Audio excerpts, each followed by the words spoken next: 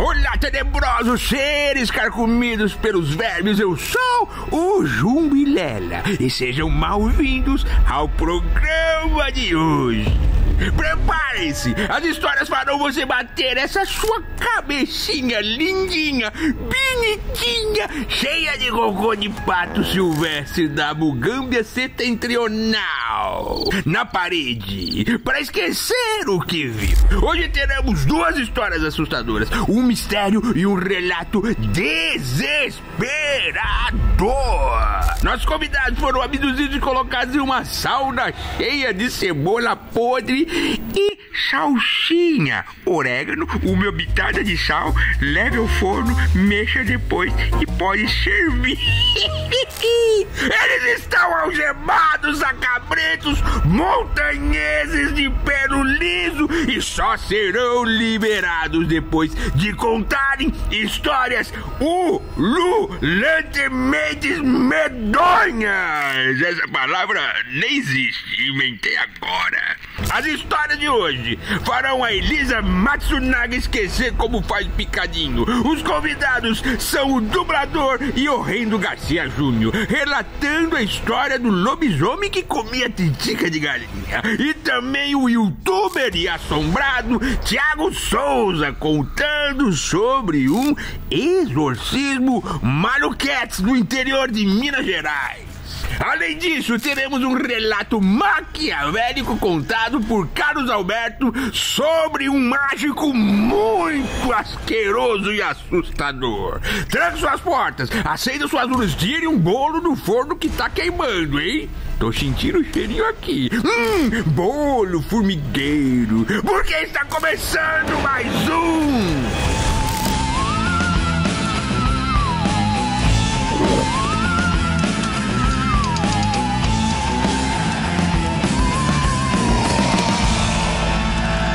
Histórias tenebrosas pra contar em volta da fogueira.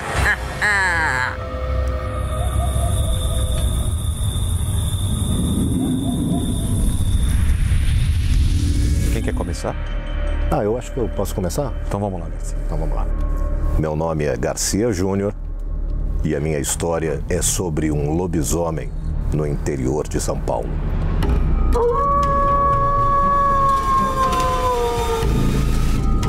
Então, essa história é uma história que está ligada à minha mãe, no interior de São Paulo, em Bauru. Minha mãe trabalhava na roça e veio da roça e tal, e nessa época ela trabalhava com mula e papapá. E tinha uma pessoa que estava ali nos arredores desse lugar muito afastado, que era uma fazenda e tal. Tinha um casebre muito, muito pequenininho, muito destruído. E ele se intitulava Lobisomem. Ele dizia que era um lobisomem. O nome dele era Toninho, era o Toninho Lobisomem. Todo mundo conhecia ele? Todo mundo conhecia. E assim, era uma figura um pouco assustadora, assim, porque... Peludo, assim? O cara... barbudo, magro e muito... assim, não se limpava e comia... De dia, nos dias que ele não era lobisomem, não nas noites de lua cheia, ele se alimentava de titica de galinha. Que? Do cocô? Cocô da galinha. Nossa, cara. Ele pegava, cara, assim, né? E assim, as pessoas tinham pavor dele, porque assim, o cara comia cocô de galinha, cara. Era uma figura estranha, né? Assim, assustadora até, de uma certa maneira. E o cara... virava lobisomem nas noites de lua cheia, quer dizer, e ele dizia que virava, que ele tinha feito um pacto, e ele fez isso porque ele tinha nascido numa determinada sequência de irmãos, e isso trouxe para ele essa maldição. Né? Tem duas hipóteses. Uma é o sétimo irmão de uma linhagem de outras 6 meninas, tá. Mas eu já ouvi também que é o sétimo irmão de uma linhagem de 7 em sequência. Então, eu sei dessa. Essas duas sequências. Assim, eu não sei, porque assim, isso é uma história que minha mãe me contou, né? E que ela também era criança.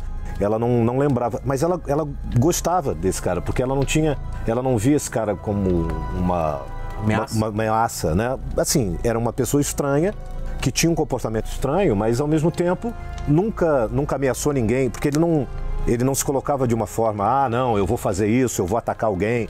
Não. E o que o povo da região dizia, ali da fazenda e tal, é que nas noites de lua cheia, alguns animais depois apareciam trucidados. Cortado e... Trucidados.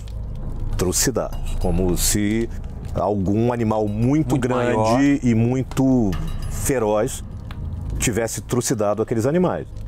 E assim, além dessa coisa de se ouvir isso e as pessoas vendo a prova daquilo, ele dizia que era ele. E as pessoas ouviam barulhos muito estranhos durante a madrugada. Tanto é que nessas noites ninguém saía na fazenda para fazer nada. Ninguém saía para tratar dos animais. E não eram animais, assim, não eram cavalos, né? Nem vacas, mas eram porcos, eram ovelhas, animais menores. Realmente apareciam completamente trucidados. E a roupa dele também estava sempre mais coberta de sangue. E o que a minha mãe relatou é que não dava, cara, para uma pessoa fazer aquilo. Ah, tá. Entendeu? Não tinha como um ser humano. E que animal teria feito aquilo daquela maneira? Porque pareciam realmente garras e dentadas. Tinha que ser um animal maior, mais feroz. Tipo o quê? Uma jaguatirica? Uma jaguatirica eu sei que tem, né? Aqui no interior de São Paulo. Onça parda. Nessa região, né? Onça. Mas era... Lobo não, né? Mas era muito grande, cara. Era muito grande, assim. Era um sabe? Rasgado. Rasgado, de ponta a ponta. Dilacerado com as vísceras para fora. E as pessoas foram cada vez mais ficando nervosas com isso e cada vez mais querendo, não, vamos fazer alguma coisa com esse cara, vamos expulsar esse cara daqui ou fazer até o pior, né? Porque tu falou assim, tá acabando com os bichos da região, tá deixando todo mundo nervoso. E se for uma pessoa? E se alguém sai, de repente, porque aquela coisa de banheiro, né, antigamente também, para do lado fora de fora da casa, quer dizer, dá vontade de ir ao banheiro e você é atacado, sei lá, por esse animal. E ele mesmo se colocava nessa situação. E a roupa dele sempre aparecia com mais mancha de sangue, ele usava sempre as mesmas roupas, nunca tomava banho, né, aquela coisa toda. É incrível, cara. Interior tem muito dessas histórias aquele cara é estranho, ele é o lobisomem ou um cara que vira não sei o quê. E é isso, na verdade, a minha mãe e todo o pessoal ali da região... Todo mundo acreditava realmente que ele era lobisomem. Piamente, porque algumas coisas não tinham explicação. O fato dele se colocar daquela maneira já era uma coisa assustadora, né? Tá sempre muito sujo, barbado e comendo cocô de galinha, cara. E ainda ele ia sumir, né? Sim. Acho que eu te falei de Bauru, parece que a gente combinou. Mas Bauru tem uma história de lobisomem, talvez seja aí o... deve ter sido daí. A história de Bauru, que é muito famosa, que em noites de lua cheia, os ferroviários colocavam crucifixos na estação. Por quê? Numa ocasião, um ferroviário voltou para casa depois do trabalho e ele tinha uma hortinha e um galinheiro dentro de casa. E ele, lá para meio da madrugada, começa a escutar um barulho no galinheiro. Ele pega a espingardinha dele, bota lá o chumbo, aquelas espingardas pica-pau que você soca a pólvora, né? E ele foi lá pro galinheiro, abre a porta do galinheiro, parece que tem um cachorro do mato comendo uma galinha, aquela cena, né? Pena pra todo lado, ele dá um tiro no bicho. Ele acerta a bunda do bicho, as nádegas, o bicho dá um grito imenso. Começa a levantar e o cara fala que não parava mais, ele era enorme, e ele sai correndo, e o bicho sai correndo atrás dele. Ele sobe a escadinha da casa dele, no bater assim em cima da casa tinha um crucifixo, ele pega o crucifixo, vira, que é a única coisa que dá tempo dele fazer, e dá na cara do bicho, dá na testa desse possível lobisomem.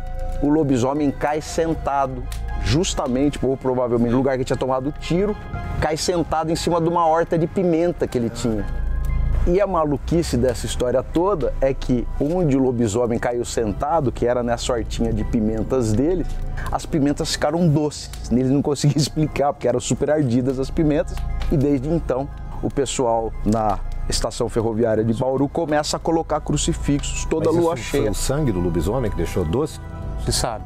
Não, então, eu achei que nessa tua história, o cara que levou o tiro e levou o crucifixo também... Que esse ser, né? No dia seguinte... Ah, não, tô falando do cara porque eu tô imaginando aqui que seja uma pessoa, No dia seguinte, né? alguém aparecer com uma bunda machucada. Tá associando ao Toninho já.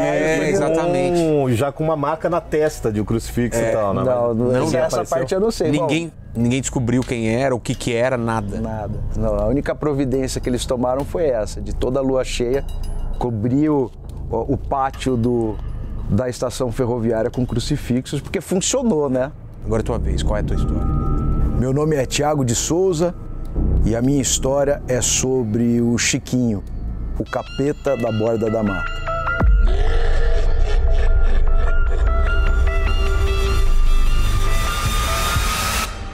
E é uma história que associa uma experiência própria minha com a minha busca por essa história, porque eu fui até a Borda da Mata, que é uma cidade linda de Minas Gerais, ali do sul de Minas, e eu fui atrás da história do Chiquinho, que me disseram que era uma história de um exorcismo. Ninguém sabia explicar se era exatamente um exorcismo, uma infestação demoníaca numa casa de uma família, numa fazenda. E, assim, a minha experiência buscando essa história foi estranha, porque, quando eu falo que o Chiquinho é o capeta da Borda da Mata, você acha que é uma coisa meio cômica, né? E quando eu cheguei na cidade, foi o contrário, assim, o pessoal tinha muita reserva em me contar a história, principalmente os mais velhos. Essa é uma história que se passou em 1953, e aí o pessoal tinha muito cuidado para me falar, até não gostava muito, fui percebendo, mas eu já sabia a história toda, eu fui fazer minha busca lá e contei a história. Primeiro que eu percebi que tudo na cidade tinha homenagem ao Monsenhor Sintra, que era o padre, por acaso, que participou desse processo de exorcismo. Então, a primeira coisa estranha que me aconteceu foi quando eu fui gravar na praça, onde fica a praça central, fica a Basílica de Nossa Senhora do Carmo e um grande busto do padre, desse padre que era o Monsenhor Sintra. E eu comecei a gravar, veio um senhorzinho, meio doidinho, assim, uma cara, e falou: "Você vai falar do Chiquinho, né? Você tá contando a história do Chiquinho." Aí eu... Tô. Aí ele passou e foi. Falei, beleza. Fui lá, contei a história do Chiquinho. E aí, eu vou começar da minha experiência, depois eu conto a história do Chiquinho também para todo mundo entender. E aí eu quis ir na casa onde aconteceu tudo. E ela não é exatamente distante da cidade, fica uns 4 quilômetros do centro. Eu fui até a casa, cheguei na casa, procurei a casa e não achava de jeito nenhum, mas eu passei pela casa várias vezes sem saber onde era. Fui fotografando as casas e encontrei um senhor que estava saindo de uma fazenda e eu perguntei para ele, falei: "O senhor pode me falar onde é?" Ele falou: "É ali numa baixada, tal. Você vai perceber que quando você for entrar nessa baixada ela começa a escurecer." E puta, realmente ficava tudo mais escuro, tudo meio úmido e tal, um dia lindo, então era só aquele lugar meio esquisito. E ele falou: "Mas você vai lá agora, filho? São 15 para 5, tá escurecendo." O Chiquinho voltou. O Chiquinho voltou. E daqui a pouco eu vou contar a história toda, vocês vão entender esse lance do Chiquinho. Aí eu passei pela casa, eu não conseguia identificar. Encontrei um outro cara que também tinha muita reserva em me contar, e eu mostrei as fotos que eu tinha tirado dos lugares. Ele falou: "É essa casa." Muito bem. Eu fui na casa, já sabia onde era, porque eu tinha passado por ela, comecei a descer a ladeira para ir na casa. E eu sou um cara cético, assim, por mais que eu adore essas histórias, por muitas razões, eu sou um cara cético. E eu não escutei uma voz, não era uma voz que eu ouvia. Mas sabe quando parece uma linha escrita no meu pensamento, assim como se falasse dentro da minha cabeça? É tipo como se você imaginasse. As vozes da cabeça, que eu nunca tinha ouvido vozes da minha cabeça. É a primeira vez que eu escutei uma voz. Apareceu, mas não era voz, é um pensamento. Que falou assim, que não era na hora seu. que eu cheguei na casa, um pensamento que não era meu, falou assim: "Você é insistente, hein?" Bom, aí eu fiz, arrepia até agora. A história do Chiquinho é a seguinte, como eu falei, tava esse papo, né, essa atmosfera em Borda da Mata, é muito presente a história, e é uma história que começa numa noite em que o dono de uma fazenda invade a Basílica de Nossa Senhora do Carmo e pede para o padre uma assistência espiritual, porque na fazenda dele e na casa estavam ocorrendo manifestações muito estranhas paranormais, como se uma manifestação paranormal já não fosse estranha o suficiente, mas ele falou que foi uma coisa que escalou, que primeiro os animais começaram a ficar muito irritadiços, e gritando, e latindo, e cavalo, e aquela coisa toda. E aí eles começaram a ouvir xingamentos praguejos, né?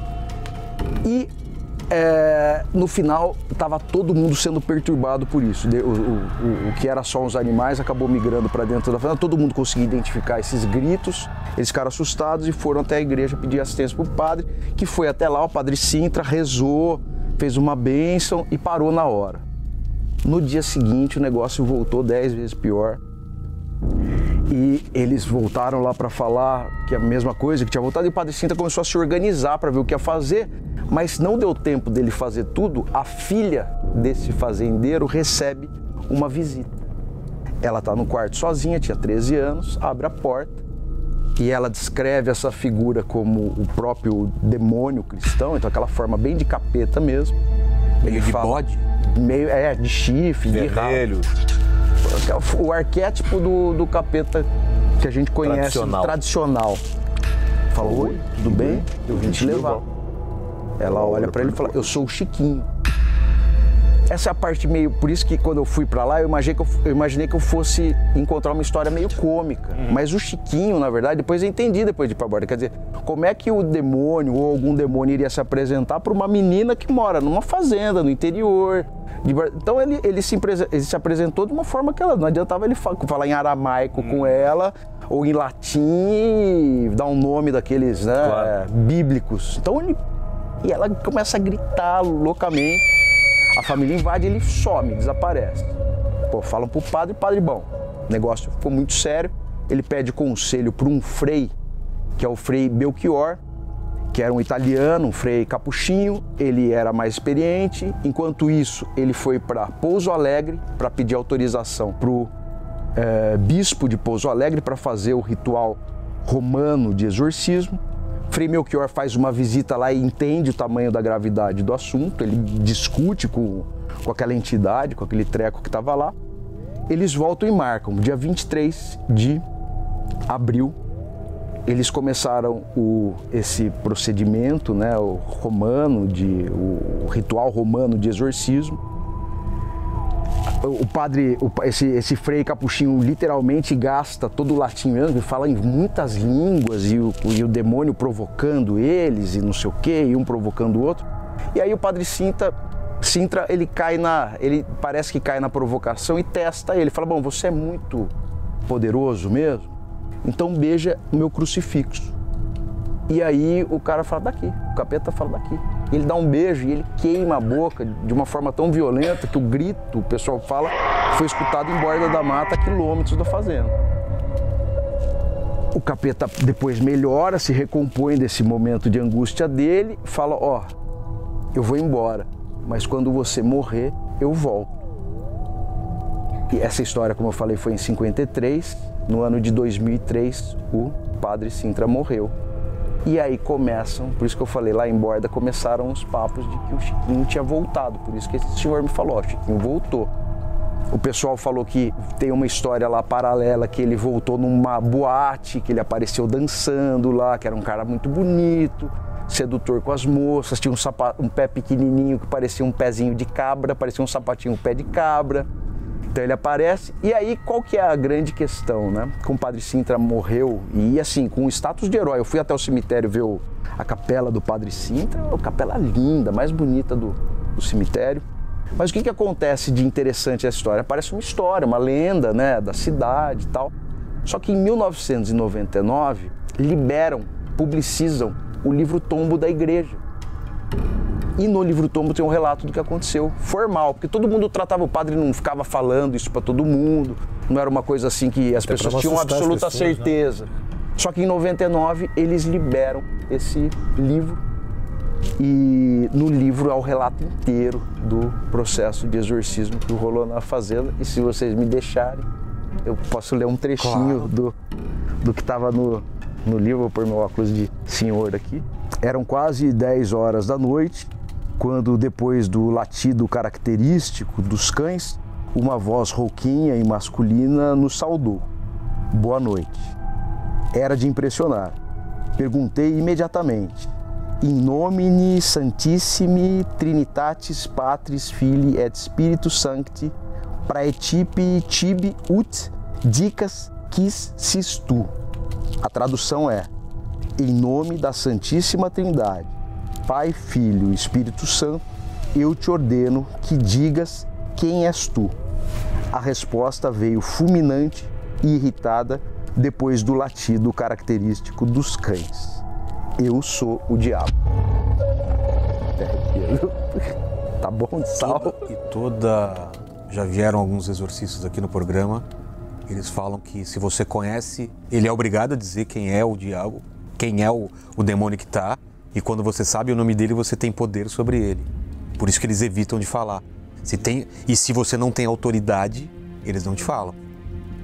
A autoridade que eu falo é... Autoridade... Tá santo, claro. Você não tá em pecado, não ter feito alguma coisa. Os caras... E eles expõem, né? Eles expõem você está aqui, mas você traiu sua mulher, ou você é ladrão, lembra não sei do que, lembra, ele fica... Porra, mas o mais estranho de toda essa história é a atmosfera, assim. Você vê a cidade, porque, poxa, eu vou muito em cemitério, Lá tem um clima estranho. Um clima de que aquilo é muito presente, porque o Monsenhor, ele está em todo lugar, ele é onipresente. E a reserva que as pessoas mais velhas, especialmente, têm, talvez por elas terem vivido essa experiência ali em loco, né, na época, e aquela angústia que durou durante o mês de abril, principalmente, foi dia 23 de abril de 1953. Então, assim, essa é uma das histórias mais esquisitas. As pessoas querem esquecer, né? Querem abafar, porque o medo fica no ar. O medo fica no ar, exatamente. E com essa profecia, né, ou esse praguejo de que assim que o padre Sintra morresse, ele voltaria. Caramba. Chegou a hora do enigma. Você consegue solucionar o mistério de hoje?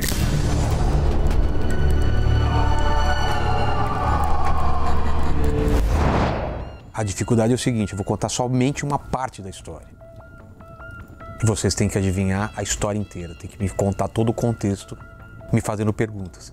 E eu só posso responder sim, não e irrelevante. Quando o homem percebeu que tinham feito uma festa surpresa para ele, ele decidiu se matar. Ele era casado? Muitos convidados nessa festa? É irrelevante. A quantidade, se era pouco ou muito, é irrelevante. Ele passava por dificuldade econômica? Irrelevante. O homem descobriu que fizeram uma festa surpresa para ele, ele decidiu se matar. A única coisa que nós acertamos até agora é que esse cabra era casado. Exato. Ele era velho? Defina velho. 80... Não. Ele tinha filhos? É irrelevante. Ele bebia? É irrelevante. A mulher estava na festa? A esposa. A esposa. A esposa dele não estava na festa. Era uma festa organizada por amigos? Não. A mulher não estava na festa. Não era organizada por amigos. A festa não era organizada por amigos. Não. E a mulher não estava na festa. Não. Então era um velório? Não. Não. Uma única pessoa organizou a festa? Sim. Essa única pessoa era um ser humano? Sim. A pessoa que organizou a festa é da família? Sim. Nessa festa foi revelado que ele tinha alguma doença? Não. Essa festa tinha alguma razão especial para ocorrer relacionada a ele? Sim. Era uma festa de aniversário? Sim. Quais informações nós já temos? Que a pessoa que organizou é da família, que a esposa não estava presente, que ele era casado e que a última agora que eu acabei de esquecer, que a festa era uma coisa. Era uma ocasião para ele. Era o aniversário dele. Era o aniversário dele. Era uma Vocês não descobriram ainda que organizou a festa. É a esposa. Sim. Mas os amigos estavam presentes? Sim. Tá. E só os amigos? É irrelevante quem estava lá, mas amigos, parentes, pode ter, é uma galera. Não era isso. Não é isso que vai importar. Não é importante. A esposa não está presente na festa que é surpresa. Que ela mesma organizou. E que ele tira a vida por causa da festa. Quer dizer... não. Ele tira a vida por causa da festa? Sim. Claro, Sim. Essa é a razão. Essa é a razão. Essa é a razão. Na razão não, é o efeito. É o efeito. Sim. Tem uma festa surpresa, ele se mata. Sim. O motivo não é esse. Sim. Ele estava desacompanhado quando ele chega? Não. Ele estava com alguém. Sim. Aê! Era um homem? Não. Era Era um- amante? Não. Era uma mulher? Sim. Era a esposa? Sim. Porra, velho! Então ela não estava lá porque ela chegou com ele. E sim. Claro. Então ela chegou com Ela ele. levou, E ela tinha organizado. Ela meteu aquele enganinho. Isso. Vamos sair pra jantar. Fala, não, mas espera aí que eu preciso voltar Oi? pra pegar. Oi? Vamos sair pra jantar. Sim. Aí, ó. E aí ela volta pra casa e fala assim, eu esqueci minha bolsa. Vamos lá, voltar. A hora isso que abre, aconteceu tá todo comigo. mundo lá. Peraí. Isso Vamos já lá, faz aconteceu pergunta sobre isso. Tô Eu refletindo. odeio festa, eu só não me matei. Eu Mas também odeio festa surpresa. Eu Aconteceu odeio- exatamente. Até aqui eu já vivi isso. Mas eu não me matei. Então eu tô pensando aqui, será que eu devia ter me matado? Não, você não fez o que ele fez. Ah, tá. Ou o que ela fez. Ou o que os dois fizeram. As pessoas estavam lá, eles chegam lá na Os casa. dois chegam lá. Chegam de onde? Chegam do jantar. Por que eles foram jantar? Porque era Para comemorar o dele. aniversário dele. Exato. Quem foi jantar? A esposa. A esposa e ele. Eles discutiram Sim. no caminho. Sim. Aí, sim, mas aí houve agressão física. Sim. Houve agressão física. Sim. Ele agrediu ela? Sim. Ele mata ela? Sim. Ele mata Tipo, ela. ele machucou, mas isso não é o final. Ele mata ela e ele Sim. chega com o corpo dela Ah, ok. na festa. Pronto. E ele Vamos vai lá, embora ele escondendo. chega para ocultar o cadáver dela. Tá todo mundo na e tá festa. todo mundo na festa. Surpresa. É pior do que chegar pelado. Chega com o corpo dela. Porque Aí chegar ele se pelado seria melhor. Exatamente. Entenderam como Ah, faz perfeito, perfeito. Agora, para finalizar o quadro, e se for real? Teremos um relato maquiavélico contado por Carlos Alberto sobre um mágico muito asqueroso e assustador. Não existe mágica de verdade. Eu sou um mágico amador. Já me apresentei em festas infantis, fiz alguns shows por aí. Eu não diria que eu sou um especialista, mas eu tô ali, no meio do círculo mágico. Adoro ver mágicos profissionais se apresentarem. Não há nada melhor do que quando você vê um truque e não tem ideia de como foi feito. Eu li uma postagem num fórum há mais ou menos um mês que tinha um link para um vídeo do YouTube chamado 10 vezes que a mágica deu errado. Eu dei uma olhada e, como você pode imaginar, o vídeo era bem tosco. 2 dos clipes eram do truque do prego sob as taças.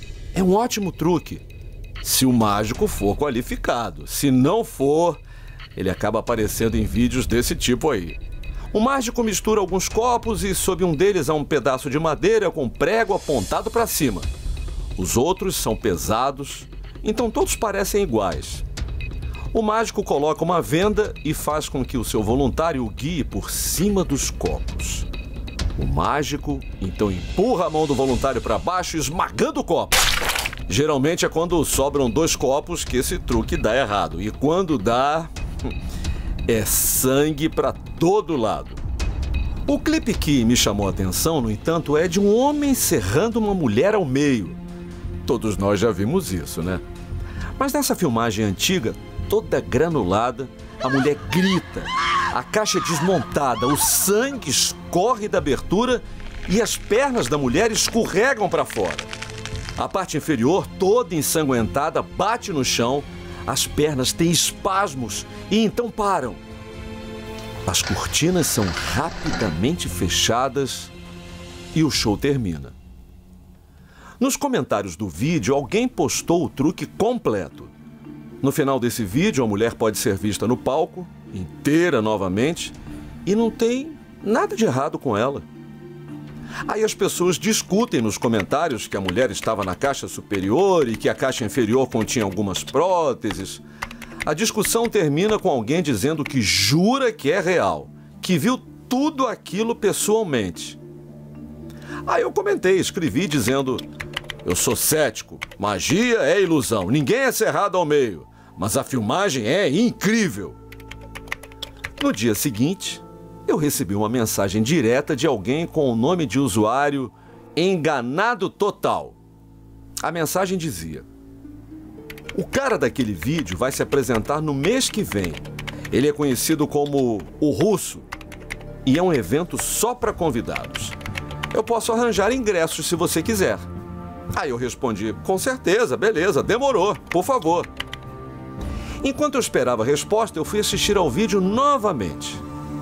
Aí o link não funcionou. Apareceu uma mensagem dizendo que ele havia sido retirado devido à violação de direitos autorais. Tentei o vídeo do Top 10, que também tinha sumido, e apenas aparecia uma página com erro 404. Era sábado, então eu já estava no uísque ali assistindo minha Netflix. Eu acho que estava vendo Breaking Bad pela 3ª ou 4ª vez. E aí o enganado total respondeu com o link. Eu cliquei. Parecia uma página de 1997. Havia uma imagem estática do vídeo e um formulário embaixo. Eu já estava meio bêbado, preenchi tudo e continuei para a página de pagamento. Eu tinha que pagar em Bitcoin. Não faço ideia por quê. Enviei uma mensagem para o enganado total. Porra, que cato é essa porra de pagar com Bitcoin? Me dá o dinheiro pelo PayPal que eu compro pra você. Ele respondeu. Mas como é que eu sei que isso não é golpe? Eu já estava desconfiado. Você não sabe, mas como mágico você deveria perceber um truque a quilômetros de distância. Parecia que ele estava me provocando. Quanto? Perguntei, já sabendo que nunca mais iria ver aquela grana de volta. R$3.000, disse ele. Meu Deus do céu, caro pacas! Mas vale a pena. Vem cá, você já viu esse show antes? Não, essa vai ser a primeira vez. Conheço algumas pessoas que já viram.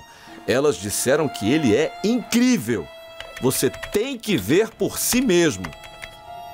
Aí eu larguei o computador e continuei vendo TV, embora não conseguisse mais me concentrar. Eu realmente queria saber como o truque era feito. Bebi mais uísque, fiquei mais bêbado. Acordei bem cedinho. Meio confuso, eu olhei ao meu redor e percebi que tinha caído no sono na frente da televisão novamente. Cara, minha cabeça latejava. Então eu fui até a cozinha, bebi um pouco de suco de laranja, antes de jogar o melhor remédio para ressaca, bacon, na frigideira. Enquanto o bacon fritava, chequei meu telefone. Recebi um e-mail com o assunto confirmação de ingresso. Minha barriga gelou. Eu abri e vi um número de confirmação e um endereço na Albânia. Eu já tinha comprado coisas enquanto estava bêbado antes, mas não o ingresso para um show de mágica no leste europeu. Não só perdi R$3.000, como também precisava reservar passagens aéreas e um hotel. Olhei para a garrafa de uísque e não tinha nem um dedo sobrando. Fiquei envergonhado. Entrei no fórum e li as mensagens que eu enviei. Foda-se, foi a primeira. A segunda, meus dados. E uma terceira dizendo que eu tinha enviado o dinheiro pelo PayPal, com uma resposta dizendo para comprar um smoking se eu não tivesse um. Eu não vou aborrecer vocês com os detalhes de como eu tive que implorar ao meu chefe para me dar uma folga. No último minuto, basta dizer que eu tive que concordar em me apresentar no aniversário da filha dele. Eu fiquei surpreso e aliviado com o quão barata era a passagem aérea para a Albânia. Esse foi o único raio de luz dessa loucura estúpida. Aluguei um smoking e estava pronto para ir. O voo foi turbulento. Voamos em meio a uma tempestade e pela primeira vez na minha vida, eu vi um relâmpago atingir a ponta do avião. As pessoas se assustaram, as crianças choraram. Eu também estava nervoso. Pô, fiquei felizão quando a gente pousou. Não abri a boca no táxi pro hotel. Silêncio total. Quando chegamos eu vi que era um lugar podre, quase uma cracolândia. Pedi ao motorista para esperar e ele concordou. Eu não tinha ideia se ele me entendeu ou não. Era para ser um hotel 3 estrelas, mas Parecia mais um prédio prestes a ser demolido do que um hotel. Fiz o check-in e troquei de roupa. Agradeci aos céus por ficar apenas uma noite naquele pardieiro. Os meus planos de última hora fizeram com que eu não tivesse mais do que algumas horas até o show começar. Felizmente o táxi ainda estava lá fora quando eu voltei. Entreguei a ele o endereço e seguimos para o local da apresentação. Era uma cidade parecida com a São Paulo que eu conhecia a vida inteira. Era menor, mas também era como se não tivesse sido planejada e que simplesmente se espalhava em todas as direções quando a necessidade de mais prédios era necessária. Paramos no fim de um beco. Ele apontou para a entrada, um pouco além de onde estacionamos. "Você tem certeza?" Eu disse num inglês meio macarrônico. Eu esperava que iríamos a um lugar mais chique. "Tá certo", disse o homem, finalmente quebrando o silêncio. Eu saí. Quase como se o motorista estivesse com pressa, o táxi acelerou. De repente eu me senti completamente sozinho, num país estrangeiro do qual eu não sabia nada.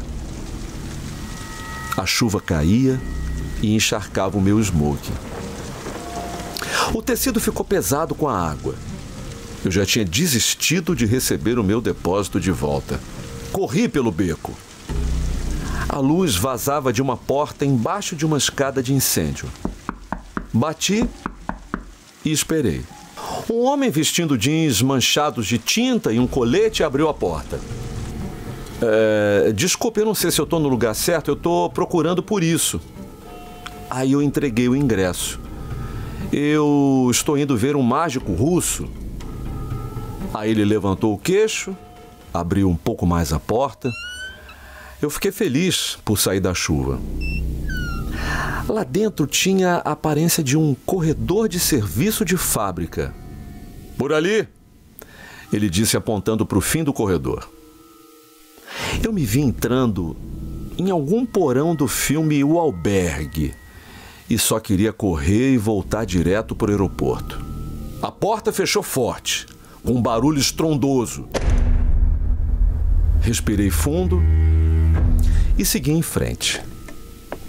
Meus sapatos ecoaram pela pequena passagem e senti um certo medo. Empurrei a barra de metal da porta no final do corredor e torci pelo melhor. Fiquei chocado. Os sussurros de centenas de vozes enchiam um grande salão. Não era o que eu esperava. Era um lugar cavernoso, parecia um palácio. Grandes colunas de mármore se erguiam do chão e suportavam um teto ornamentado, do qual pendiam lustres com detalhes elaborados. Dezenas de homens de terno bebiam taças de champanhe, todos concentrados em conversas. Ninguém se virou para me encarar. Era como se não houvesse nada de estranho em eu entrar por uma porta nos fundos do local. Para um show de mágica, eu achei apropriado. Parado olhando para aquilo tudo, porém, não tinha certeza se me sentia mais deslocado ali ou no beco. Um garçom se aproximou e eu assustei. "Bebida, senhor?" Ele disse, me oferecendo uma taça de champanhe. Peguei a taça de cristal e resisti à vontade de virar tudo de uma vez. Tomei um gole e tentei me enturmar. "O show começará em 30 minutos. Foi anunciado no alto-falante com sotaque do leste europeu. "Beto!" Alguém gritou e eu fiquei procurando quem tinha sido. Cruzei os olhos com um homem que não reconheci. "Eu te conheço?" perguntei. "Eu sou Pedro", ele disse, esticando a mão. "Desculpe, eu não me lembro." "Enganado total? Eu comprei seu ingresso." Confuso, eu disse: "Como você me reconheceu?" "Seu avatar, cara", ele disse sorrindo. "É bom te conhecer pessoalmente. Eu não tinha certeza se você viria." Por 3 contos eu não iria ficar em casa." "E aí, tá animado? Eu vi alguns mágicos famosos por aí."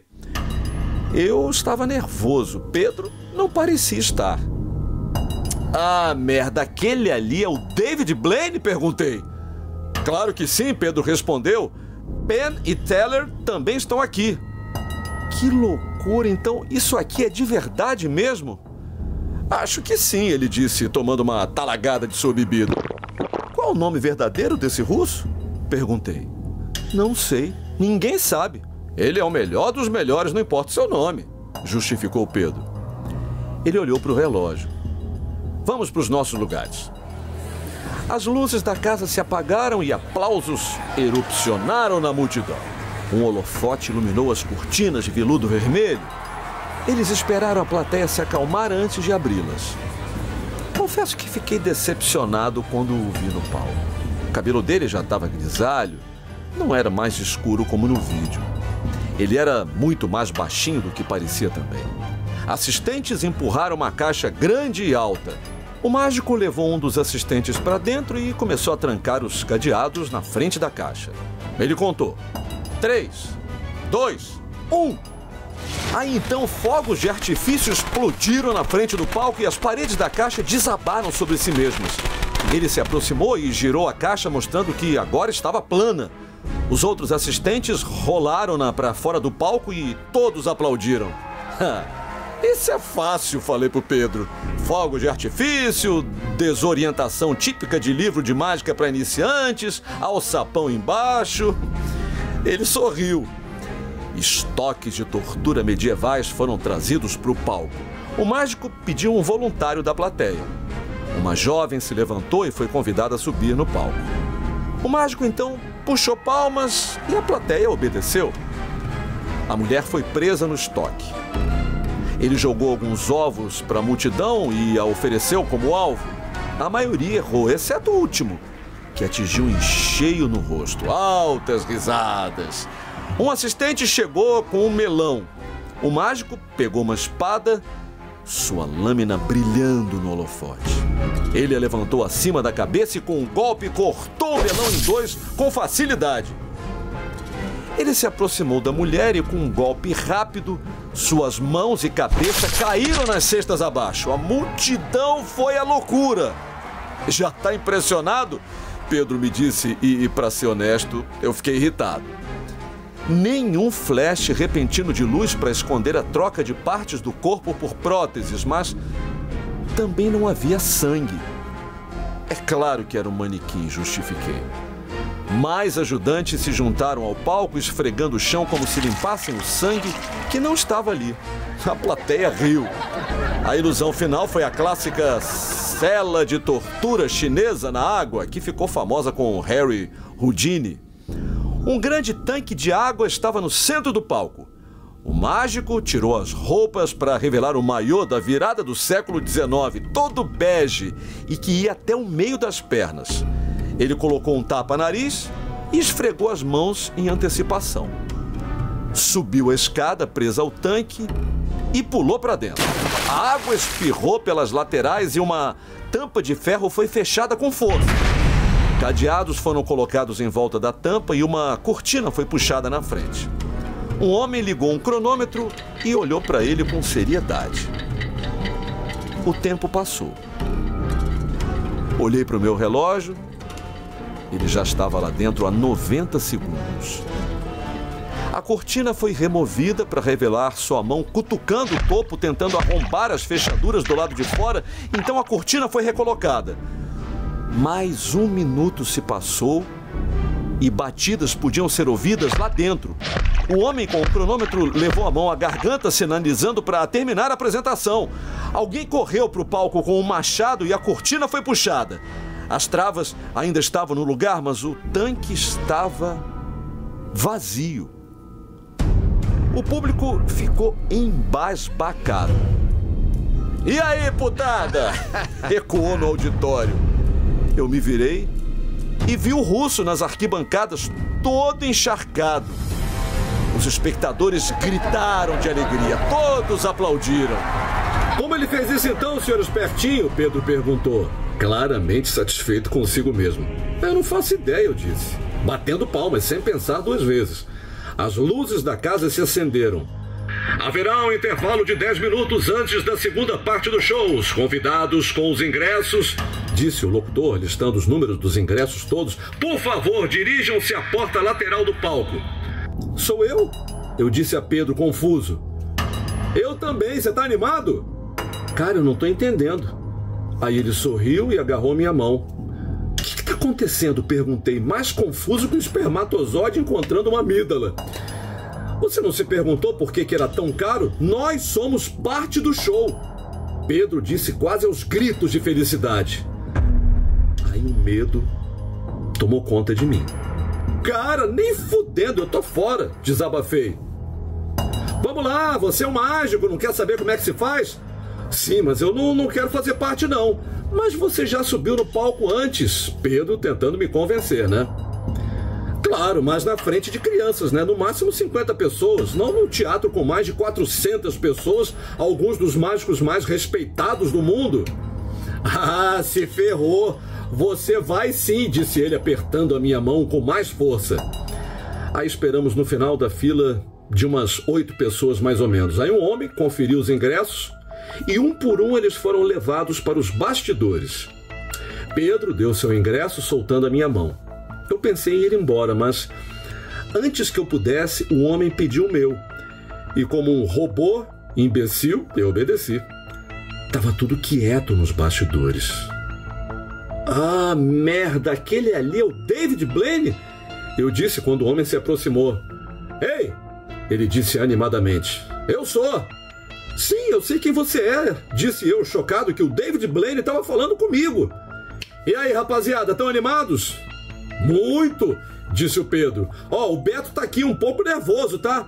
Não esquenta com ele, falou Pedro. Ele só tá com um cagacinho. E você deveria estar, não é muito comum estar na presença de um mágico de verdade, disse o David Blaine. O que você quer dizer? Perguntei com desespero nos olhos. Você sabe, alguém que faz mágica de verdade. Aí eu zombei. Não existe mágica de verdade. Esse cara aí tá falando sério? David Blaine disse pro Pedro, apontando o dedo para mim.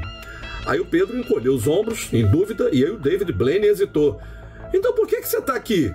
Ah, eu queria ver com os meus próprios olhos, falei com um pouco de certeza que ainda me restava. E você verá, filho, faça parte disso. Eu acho que eu não quero, não. E aí a certeza já tinha acabado. Essa é uma oportunidade única na vida, disse ele, abanando as mãos. É o que todos nós sonhamos. E aí, ouvimos uma salva de palmas. Está na hora, disse David Blaine, entrando no fim da fila que agora havia se formado. Não sei não, Pedro, eu disse. Vai ficar tudo bem, eu prometo, confia no pai, disse Pedro, me acalmando, alguém que eu tinha acabado de conhecer. Eu vi quando o primeiro de nós foi levado ao palco.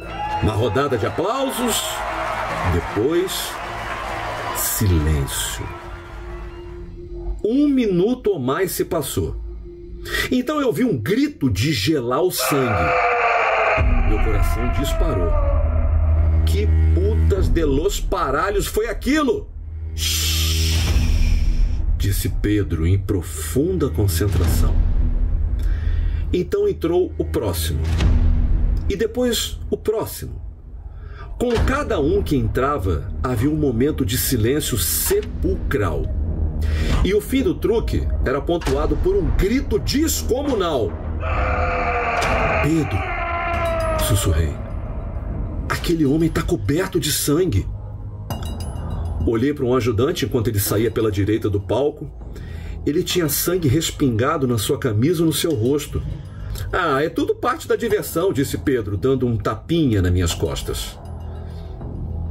Aí o meu estômago embrulhou, porque a fila foi diminuindo aos poucos. Desejem-me sorte, disse David Blaine enquanto era conduzido ao palco. O homem agora estava encharcado de sangue, mas isso não pareceu incomodar o Pedro. Temos um convidado especial essa noite. Por favor, deem as boas-vindas a David Blaine, anunciou o alto-falante. Estávamos quase no topo da escada agora. Pedro assistiu à apresentação. Seu rosto se iluminou com pura alegria antes de fazer uma careta e desviar o olhar. O que está acontecendo? Perguntei. Puta merda, que loucura! Eu não tenho certeza se quero ir. Mas era tarde demais. O ajudante de palco já o havia agarrado e o arrastado para cima. Subi os últimos degraus e agora podia ver o chão de madeira no palco. Eu engasguei enquanto Pedro caminhava pelo sangue que agora estava empoçado. Os sapatos dele deixaram pegadas gosmentas no líquido coagulado.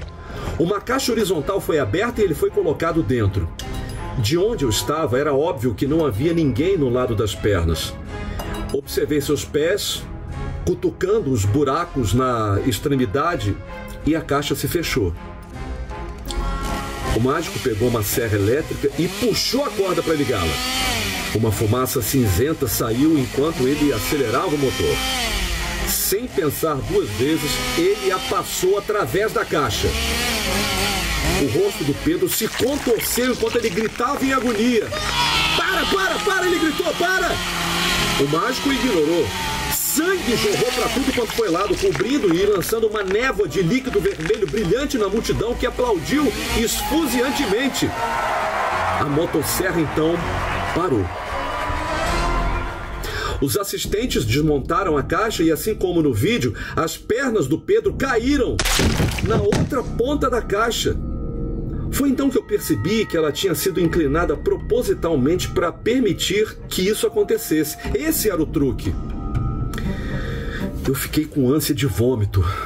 Saí correndo, mas não havia para onde ir.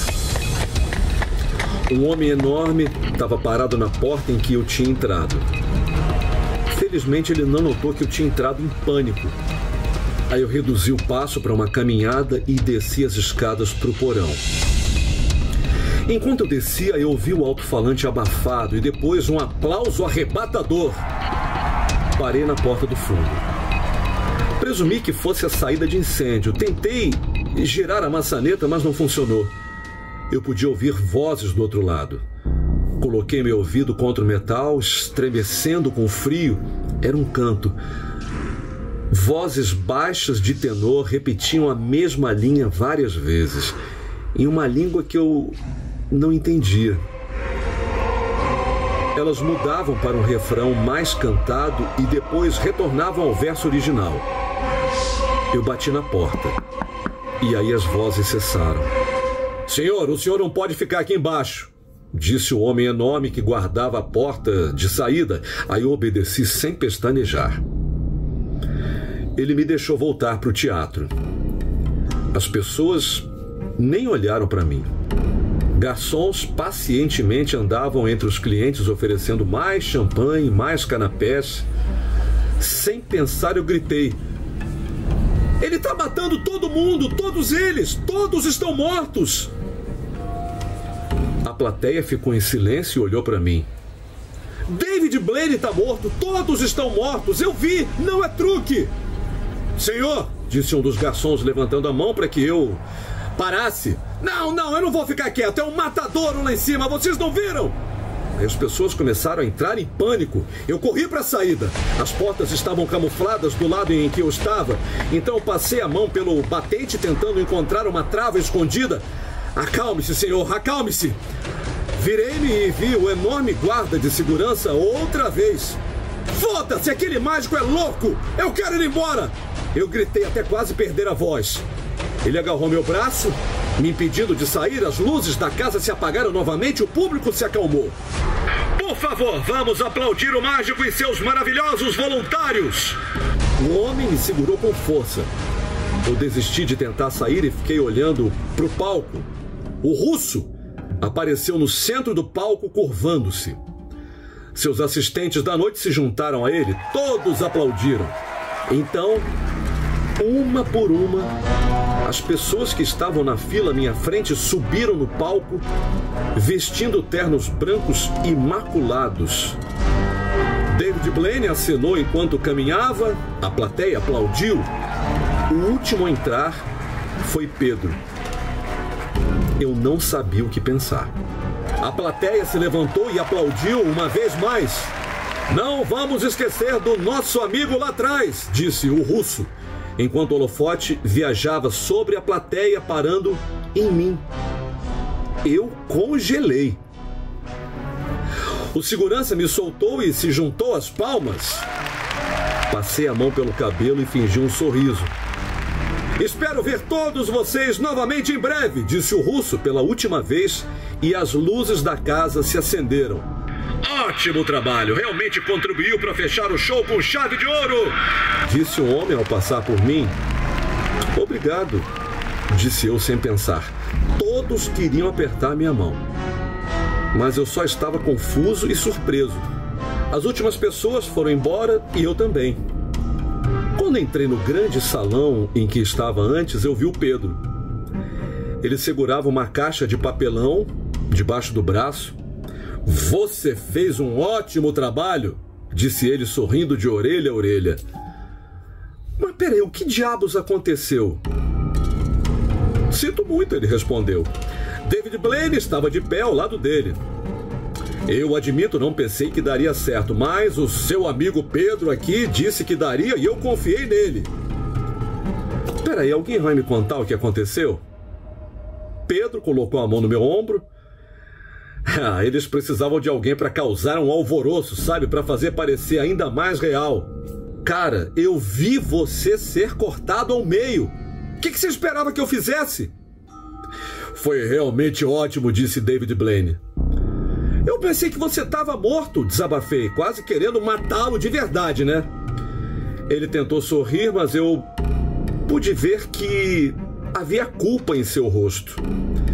Sinto muito, cara, foi uma coisa meio merda de se fazer, mas se tivéssemos contado não seria tão bom.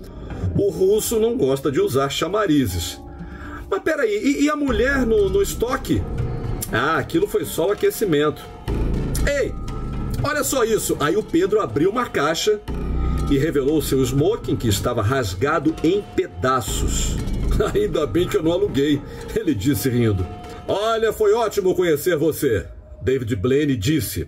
Aqui está o meu cartão. Se você quiser me ver, me avise, eu te dou aí passes para os bastidores. Peraí, você não vai tentar me matar também? Já perguntei de cara. Aí ele riu. Eu vejo você por aí, disse ele, saindo pela porta dos fundos. Nós o seguimos alguns minutos depois. Uma fila de limusines estava esperando para pegar as pessoas. Você vai primeiro, disse Pedro. Ué, você não vem? Perguntei com sincera curiosidade. Não, eu pego o próximo. Eu disse ao motorista para onde estava indo. Cara, eu dormi mal no hotel. Tive sonhos cheios de imagens aterrorizantes na noite anterior. Voei de volta para casa pela manhã. Fiquei longe daquele fórum por um tempo, mas a curiosidade me fez voltar para lá. Havia um post sobre o David Blaine dizendo que ele tinha cancelado a turnê dele. Li os comentários, estavam cheios da esperada raiva de pessoas irritadas porque o seu mágico favorito tinha cancelado os shows. Eu vi que tinha uma mensagem. Aí eu cliquei, era do Pedro. A mensagem tinha uma foto. Parecia ser do dorso de alguém. Um hematoma roxo corria horizontalmente ao longo do estômago. O sangue parecia vazar como se fosse algum tipo de ferimento. Abaixo da foto havia um comentário. Preciso de ajuda. Acho que a mágica está acabando. Aí eu respondi e disse para ele ir ao hospital. Isso foi há 2 dias. E ainda não obtive resposta. Gostou? Mande seu relato ou alguma história tenebrosa pra nós. O e-mail está na descrição. Beijo no esqueleto e adeus!